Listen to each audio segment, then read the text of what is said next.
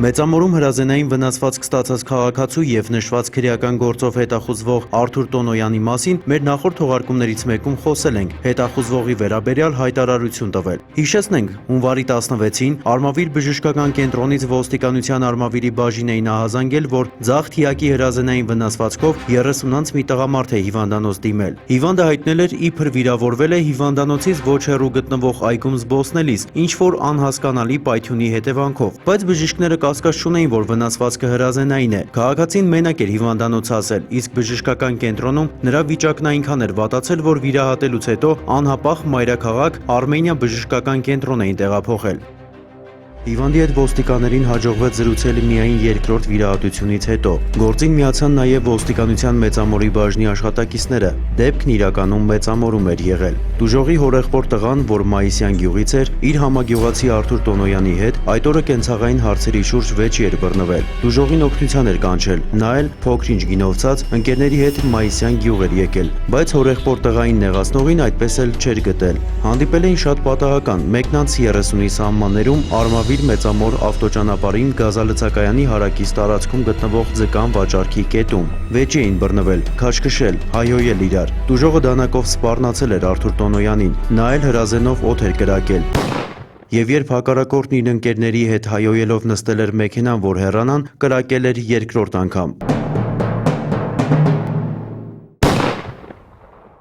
Այդ կրակոցն արդեն Տուժողի Մերսեդեսի ուղղությամբ էր, եւ նա հրազենային վնասվածք էր ստացել։ Հարազատների հետ անցկացված բացատրական աշխատանքների շնորհիվ փետրվարի 2-ին Արթուր Տոնոյանը ներկայացավ ոստիկանության Մեծամորի բաժին եւ տվեց ինքնախոստովանական ցուցմունք։ Տոնոյանը կամովին ոստիկանության Մեծամորի բաժին էր բերել հանցագործության գործիք հանդիսացող ինքնաձիգը։ Հնամաշ այս զենքով էր մարմնական վնասվածք պատճառել, իսկ հարցին թե ինչու պատասխանեց. Տենց պատճառ չկար, տենց պրոստը պայտակ իրար տեսանք, տենց իրար չհասկացանք, ես էլ մի քիչ ներվային տենց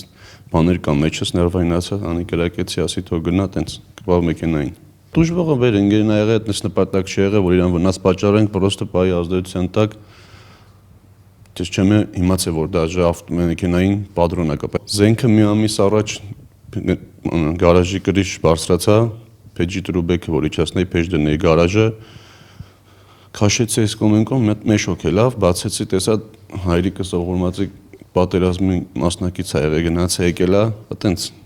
մնացել էր, վերցրել եմ զենքը։ Որոշել էի, որ բերեի հանձնեի, ասենք այս օրեքուցեր չէի կողմորոշվում ոնց հանձնեի, տես մեքենայի մեջ էր։ Տեսախցիկի առաջ դեպքի շարժառիթները շրջանցեց նաև Տուժողը, որը վիրահատությունից հետո արդեն տուն էր տեղափոխվել։ Իմ հարվածները լրիվ հետևից եղեց, ոչ մեկի չեմ նկատել, չգիտեմ ով այնց հարված է։ Ինչ որ բանով հարվածել են գլխին։ Ես էլ տղեկը օգնել են ինձի, որ նստեմ մեքենան, գնանք, նստել ենք մեքենան, շարժվել ենք, հետո զգացի մեջքս տաքացել է էլի,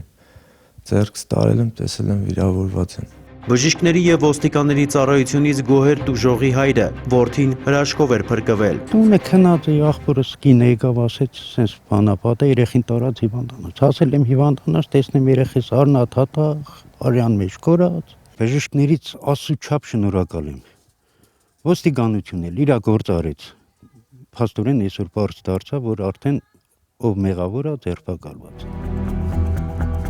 Ինքնաձիգն ուղարկվել է փորձաքննության։ Փաստի առթիվ քրեական օրենսգրքի 34-104-րդ հոդվածի երկրորդ մասի 6-րդ կետով եւ 235-րդ հոդվածի առաջին մասի հատկանիշներով հարուցված քրեական գործի նախաքննությունը շարունակվում է։